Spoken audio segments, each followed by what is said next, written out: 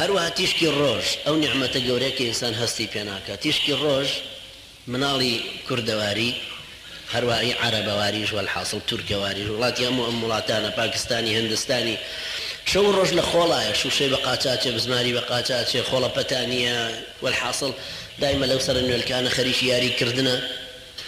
یەک لەسەر دەی ئەوە، یەک لەسەر سەتی ئەوە ئەگەر مناڵێکی ئەوروپی تووشی ئەوە بێ دەست بەجە تووشی ئەنواع وشکال نەخۆشیە بێ لە وڵاتی خۆی. بۆچی؟ چونکە تیشکی ڕۆژ لەوێ کەمە، تیشکی ڕۆژیش لێرە چەند زۆرە و چەند شت تەعقیمەکە. ئەوەش دیسان نیعمەتێکە خەڵک هەستی پێ ناکە. بۆیە سەید قوتب ڕەحمەتی خوای لێ بێ فەرمێ لە تەفسیری اعملوا آل داود شکرا، ئەفەرمێ کاتێک لە زیندانە بووین لە میسر،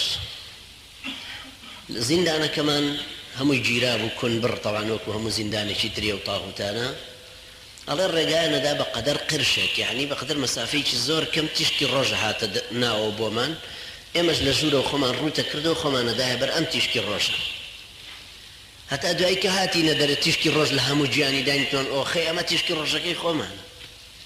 خەڵک لەبەرەوەی هەموو ڕۆژێک ئەم نیعمەتە هەیە، خەڵک زۆر بەئایخی پێ نادا، خەڵک قیمەتی ئەم ڕۆژە نازانێت چەندە. بەڵام تەسەورکەن لە وڵاتە ئەوروپیانە بە دەقیقە لەسەر حسابە شتێکیان دروست کردو، ئامێرێکیان دروست کردو، ئینسان وەکو قەڵەوێرەیەک وەکو سەریدێکی نووسن ئەچێتە ناوی وەخێوێ بۆی گڵۆپی لەسەر بێ وەکو تیشکی ڕۆژ تۆزێک تەعویزی بداتەوە، پێستی تۆزێ بۆرکە، چەندیش پارەدا، شتێکی خەیاڵیە.